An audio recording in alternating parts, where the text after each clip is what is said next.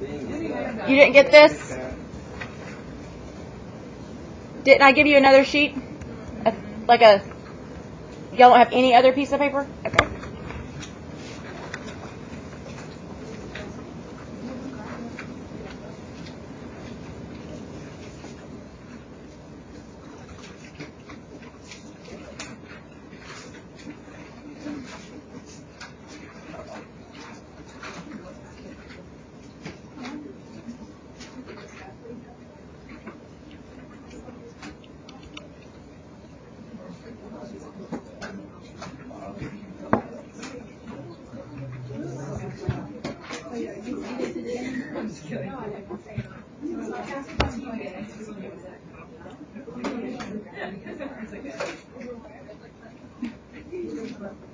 This one I gave that. All right, so what we're going to do today, and I will not be seeing you tomorrow. I'll see some of you because you'll be in my testing group, but other than that, we're not going to be seeing each other tomorrow. So what I would like to get done today is I would like for us to go over this process, okay, so that when you come in here on Thursday, you can be working on one independently. All right, and I think that I've explained this, but I'm going to go back and do it again because I also had thought I had given you that sheet out. But what I've done here, did we read this and go over this on Friday? Okay, so what I've done here is I have copied 2 paired selections from the text, all right? And one is the first page of chapter 2, and one is the first page of chapter 3. And what we're going to be doing is we're going to be writing a comparison-contrast rhetorical analysis. And my comparison here is that both of these passages deal with setting. But my contrast is that one is the Valley of Ashes that's being described, and one is Gatsby's that's being described. So we're really looking at kind of a contrast in, I guess, you know, your social or your financial standing, your class distinction here. All right. So your job is going to be to find 2 passages yourself and bring those in on Thursday. You have something else due Thursday. What is it? Your rhetorical analysis. All right. So your job is going to be to find 2 passages. You don't have to photocopy them. All right.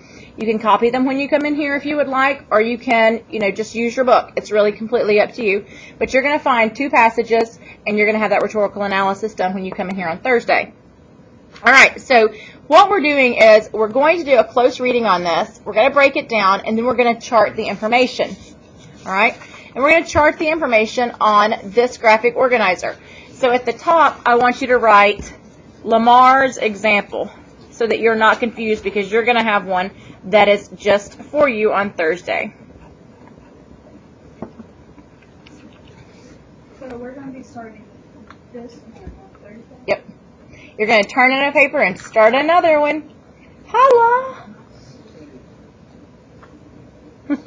Aren't y'all excited? No. All right. Hey, this is a story of life, man. Story of education. All right, so let's go back through this, and we're going to kind of talk through it again. I'm going to read it to you and kind of point out some of the things that I marked.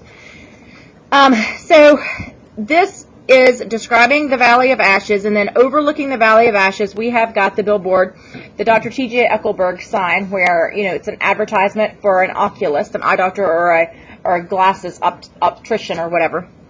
All right, and everything that is in this section is really kind of gray and dark, and we really see things moving very slowly. We kind of get the idea that there's some industrial sounds like trains moving down train tracks. All right, so I noticed that I have kind of like this overwhelming sense of things being gray. About halfway between West Egg and New York, the motor road hastily joins the railroad and runs beside it for a quarter of a mile, so as to shrink away from a certain desolate area of land. And so here, you know, I noticed road and railroad, and that's kind of industrial. I also circled the words shrink and desolate because I believe that those have some important connotations. All right. This is a Valley of Ashes, so we have a kind of a metaphor here, but it's also a very negative metaphor. You know, it's a valley created out of ashes, which is like a byproduct of kind of destruction or burning. A fantastic farm where ashes grow like wheat. And I circled the word fantastic here because I believe that a lot of times when you hear the word fantastic, you think it's got positive connotations. But here I'm looking at it being more fantastic in terms of like a negative connotation, almost like a specter, like something you would read in a piece of writing by Edgar Allan Poe. All right. But here we say ashes grow like wheat, which made me think of the Midwest, like a simile between the Valley of Ashes and the Midwest, because in the Midwest, where we have our main character coming from, we are growing this. It's very life-giving, but ashes are not life-giving like wheat. So I marked that. Into ridges and hills and grotesque gardens, and I circled grotesque because of the connotations, where ashes take the forms of houses and chimneys and rising smoke, and finally with a transcendent effort of men. So everything appears visually to be constructed out of mounds of ash. So everything is just gray. It's just dark. It's just crumbling. Even the men, even the human beings, the only life force that we're really looking at. All right. Who move dimly and crumbling, again, highly connotative, through the powdery air. So, even around them, the air is gray with like ash and dust. Occasionally, a line of gray cars crawls along an invisible track. Okay, and I marked invisible track because it's like the cars don't even have free will. It's just like everything is very mechanized. It's just industrial. Gives out a ghastly creak, comes to rest, and immediately the ash gray men swarm, and I thought about bugs with the word swarm, like bees or something, that you don't necessarily want around you, with leaden, which is, they're talking about spades, a shovel, but the word leaden kind of adds weight to it, like literally very heavy, like it's difficult to lift, and stir up an impenetrable cloud, which screens their obscure operations from your sight. And then I see the transition with the word but, above the gray land and the spasms, again, that's highly connotative, of bleak dust, which drift endlessly over it, we see the eyes of Dr. T.J. Eckelberg. And here we actually have some colors used. We have the word blue. We have the word yellow. And it's interesting to note here, I think, that we have just the eyes. We don't have his whole face, just his eyes. And he is looking out over this area and this cloud of dust and the actions of the people in this area. All right. So I've taken that. I've broken it down, and I've done a close reading. What I'm going to do now is I'm going to look at some of our different areas of like style that we can analyze. And the first is diction. So we're looking to see how can we look at the diction used in this passage, and why is the diction that we are seeing in this passage important, and how is that used. Okay.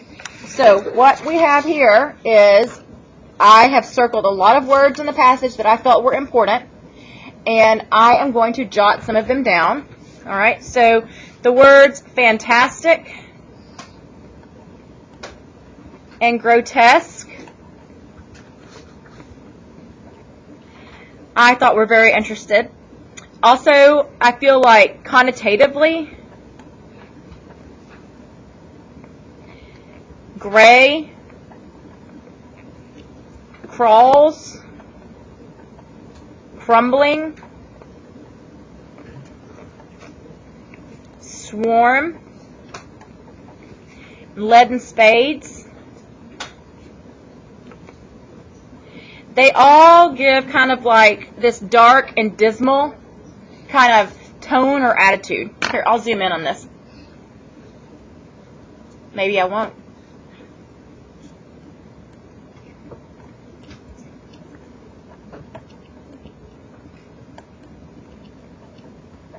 So we're looking at things connotatively, and that's the meanings other than the dictionary meaning. But then we also have words that we can look at in terms of denotation. And I might actually like to look up fantastic and grotesque and see exactly what the dictionary definition is for each of those, because that might aid me in my analysis.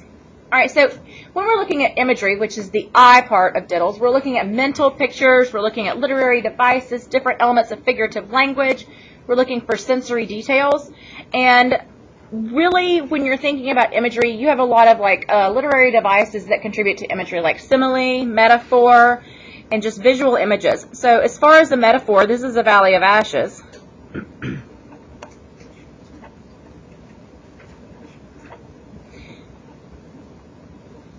So you can kind of imagine that, you know, a valley, which would normally seem to be very green and lush, here in this case is very dark and dreary. Can you not see? No, I left my glasses Oh. on. And my pen is not very dark. Let me get a darker pen. I apologize. I feel like my filter on that projector needs cleaning. That is something that I don't know how to do. All right, and then we have also our simile. Ashes grow like wheat. Wheat grows very fast. So, you know, the ashes are really kind of building up quickly. I think that that's kind of an important thing to note. And we have kind of a visual image of everything being gray and made of ash.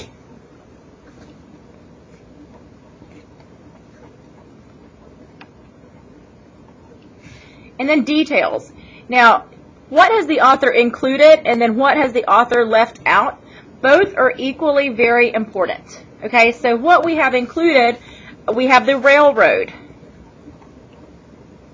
We have cars. We have a track. Okay? This is between West Egg and New York. It doesn't really give us kind of a destination. It's just kind of the in-betweens.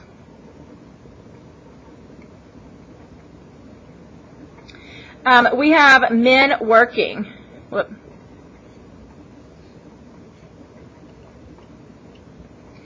And what is missing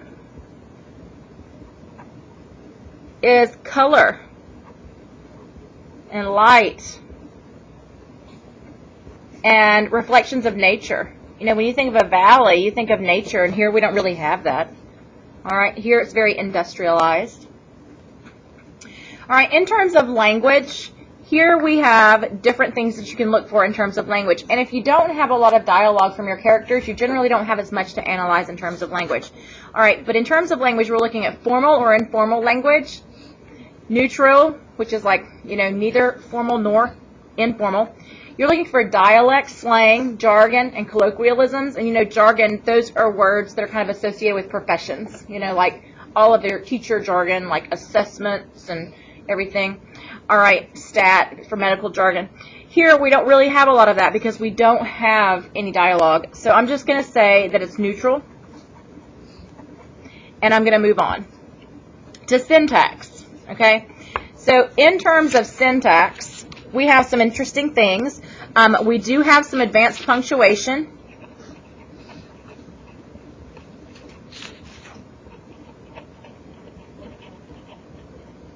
In terms of the dash and the semicolon.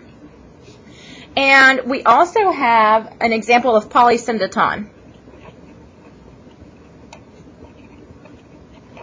And this adds kind of a level of intensity.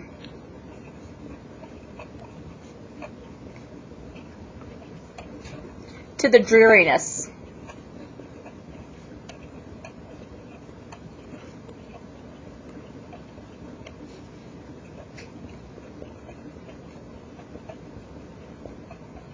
All right, so going back up here, we have, it takes the forms of houses and chimneys and rising smoke and finally of men. All right, so here I'm looking at that polysyndeton. I know it's kind of hard to see there because I have got so many notes there. All right, so what I've done is I've basically broken this passage down now into these sections, and what I'm going to do is I'm going to look at each of the things that I've written here, and I'm going to look at my yellow pages, so y'all take those out, please. Take out your yellow pages.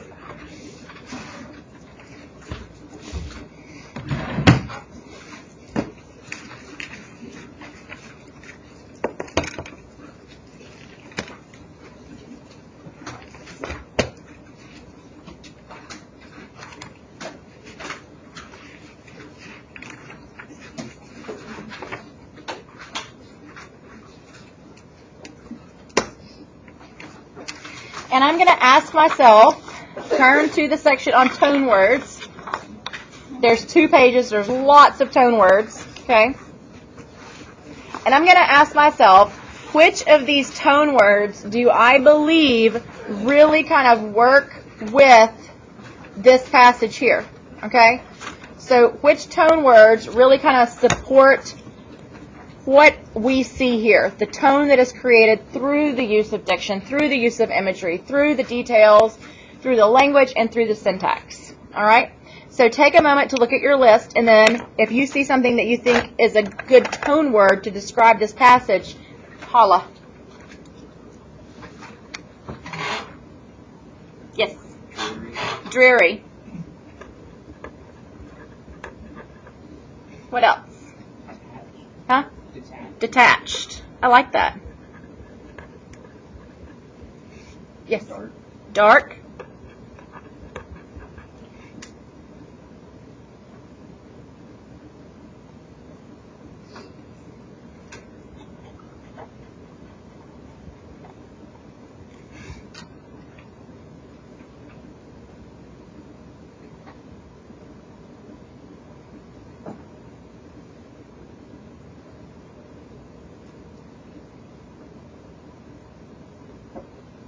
I kind of think of it as being kind of desperate and gloomy.